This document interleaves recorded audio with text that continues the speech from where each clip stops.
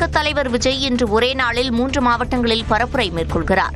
முதற்கட்டமாக திருச்சி மரக்கடை எம்ஜிஆர் சிலை அருகே காலை 10:35 மணிக்கு பரப்புரை செய்கிறார். அதனைத் தொடர்ந்து பிற்பகல் 1 மணிக்கு அரியலூர் பழைய பேருந்து நிலையம் அருகில் பரப்புரை மேற்கொள்கிறார். மாலை 4 மணிக்கு பெரம்பலூர் மாவட்டம் குன்னம் பேருந்து நிலையம் அருகே பரப்புரை செய்யும் விஜய் மாலை 5 மணி அளவில் வானொலி திடலில் தனது பயணத்தை நிறைவு செய்கிறார். மக்கள் சந்திப்பு பயணம் மகத்தான வெற்றி பெறும் என்று தெரிவித்திருக்கூடிய தாவேக தலைவர் விஜய் காவல்துறை கட்டுப்பாடுகளை கட்சியினர் ராணுவ கட்டுப்பாட்டுடன் பின்பற்ற வேண்டும் என்று வலியுறுத்தியுள்ளார். தமிழ்நாடு அரசியல் வரலாற்றிலேயே இதுவரை இல்லாத வகையில் பாதுகாப்பு நிபந்தனைகளை தாவேக மீது மட்டும் காவல்துறை விதித்திருப்பதாக விஜய் குற்றம் சாட்டியுள்ளார். அரசியல் நிலைப்பாடு கடந்து தாவேக தொண்டர்களுக்கும் பொதுமக்களுக்கும் காவல்துறை பாதுகாப்பு வழங்க வேண்டும் என்றும் கேட்டுக் கொண்டுள்ளார். இடையூறு இன்றி மக்கள் சந்திப்புகளை நடத்த ராணுவ கட்டுப்பாட்டை பின்பற்றி தாவேக தொண்டர்களும் உறுதுணையாக இருந்து உதவ வேண்டும் என்றும் விஜய் அறிவுறுத்தியுள்ளார். தாவேக தலைவர் விஜய் தனது பிரச்சாரத்தை தொடங்க உள்ள நிலையில் விஜய் செல்லும் வாகனத்தை பின்தொடரக்கூடாது என தொண்டர்களுக்கு தாவேக தலைமை அறிவுறுத்தியுள்ளது. இது தொடர்பாக வெளியிடப்பட்டுள்ள அறிக்கையில் விஜய் மக்கள் சந்திப்பின் போது ஆம்புலன்ஸுகளுக்கு தொண்டர்கள் வழிவிட வேண்டும் என அறிவுறுத்தப்பட்டுள்ளது. மேலும் அனுமதியின்றி சாலைகளில் பேனர், அலங்கார வளைவுகள் வைக்கக்கூடாது என்றும் கர்ப்பிணிகள், பள்ளி சிறுவர் சிறுமிகள், மாற்றுத்திறனாளிகள், கை குழந்தைகளுடன் இருப்போர் வர வேண்டாம் என்றும் தெரிவிக்கப்பட்டுள்ளது. மரங்கள், மின் மாற்றிகள், கொடிக்கம்பங்களில் ஏறக்கூடாது எனவும் அறிவுறுத்தப்பட்டுள்ளது. விழுப்புரம் மாவட்டம் விக்கிரவாண்டி சுங்கச்சாவடிக்கு வந்த தாவேக தலைவர் விஜயின் பரப்புரை வாகனத்தை ஆரத்தி எடுத்து கட்சி தொண்டர்கள் உற்சாகமாக வரவேற்றனர்.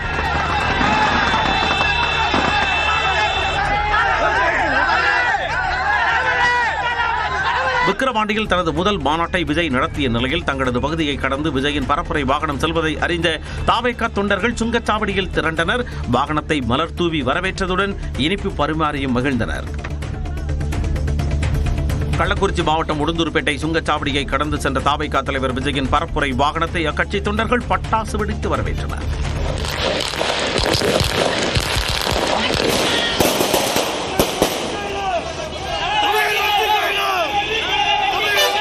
உளுந்தூர்பேட்டை சுங்கச்சாவடிக்கு வந்த பரப்புரை வாகனத்திற்கு மலர்கள் தூவினர். 1 மணி நேரத்திற்கு மேலாக தாவேக தொண்டர்கள் காத்திருந்த நிலையில் விஜயின் பரப்புரை வாகனம் நிற்காமல் சென்றதால் அவர்கள் அதிருப்தியுடன் கரைந்து சென்றனர்.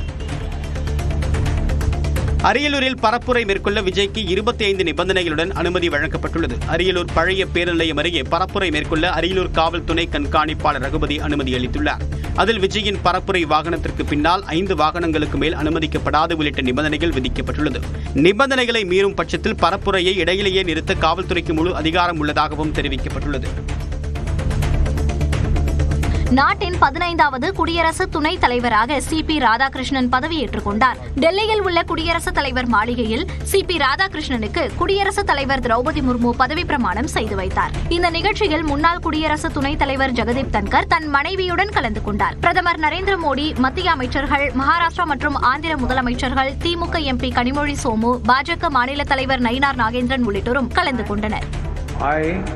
Chandrapuram Ponnusamy Radhakrishnan do swear in the name of God that I will bear true faith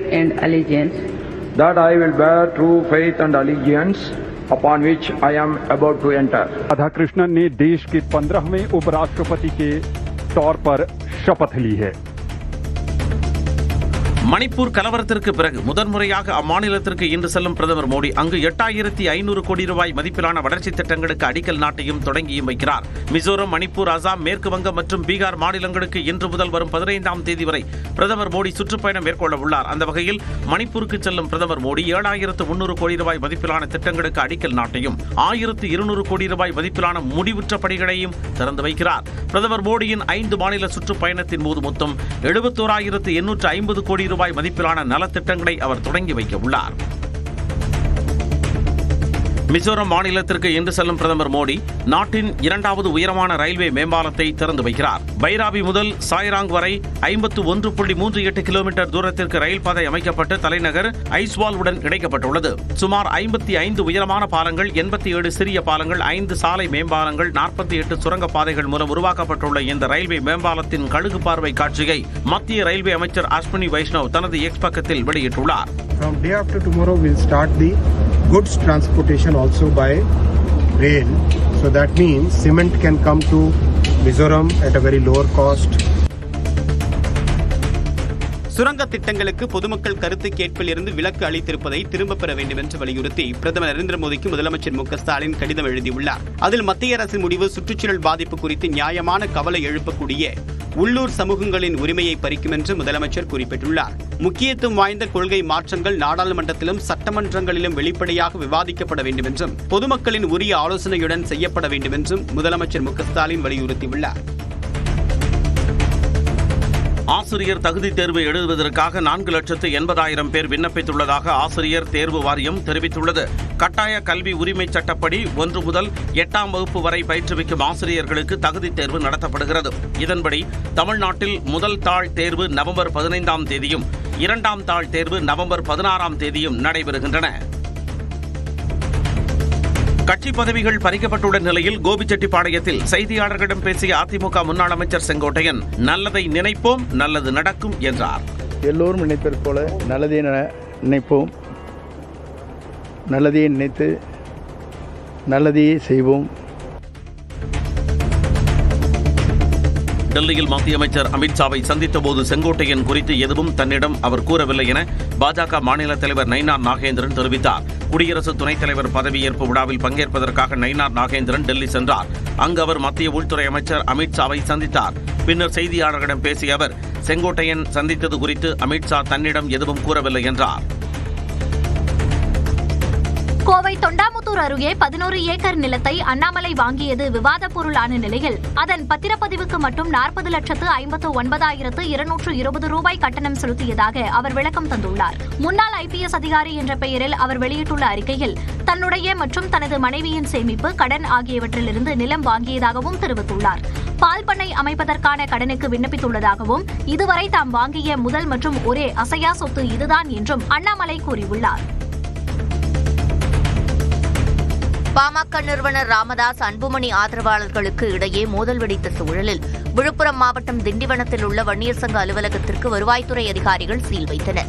இடஒதுக்கீடு போராட்டத்தில் உயிர் நீத்த 21 பேருக்கு திண்டிவனத்தில் உள்ள வன்னியர் சங்க கட்டடத்தில் வரும் 17ஆம் தேதி நினைவஞ்சலி செலுத்துவதற்கான ஏற்பாடுகளை அன்புமணி தரப்பினர் செய்ய முயன்றனர். அவர்களை தடுத்து நிறுத்திய ராமதாஸ் ஆதரவாளர்கள் கடும் வாக்குவாதத்தில் ஈடுபட்டனர். காவல்துறையினர் நடத்திய பேச்சுவார்த்தையில் உடன்பாடு எட்டப்படாத நிலையில் வன்னியர் சங்க அலுவலகத்திற்கு சீல் வைக்கப்பட்டது.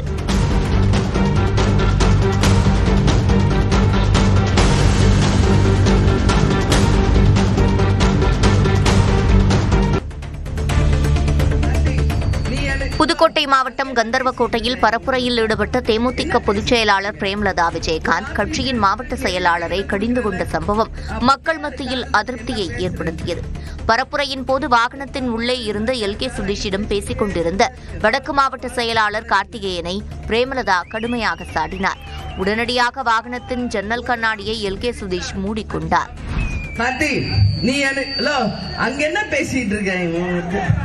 என்ன பேசிட்டு இருக்காங்க?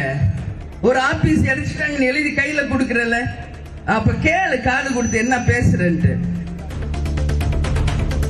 நடிகை விஜயலட்சுமியிடம் 24ஆம் தேதிக்குள் மன்னிப்பு கேட்காவிட்டால் கைது செய்வதற்கு விதிக்கப்பட்ட தடை உத்தரவு ரத்து செய்யப்படும் என நாம் தமிழர் கட்சி தலைமை ஒருங்கிணைப்பாளர் சீமானுக்கு உச்சநீதிமன்றம் கெடு விதித்துள்ளது.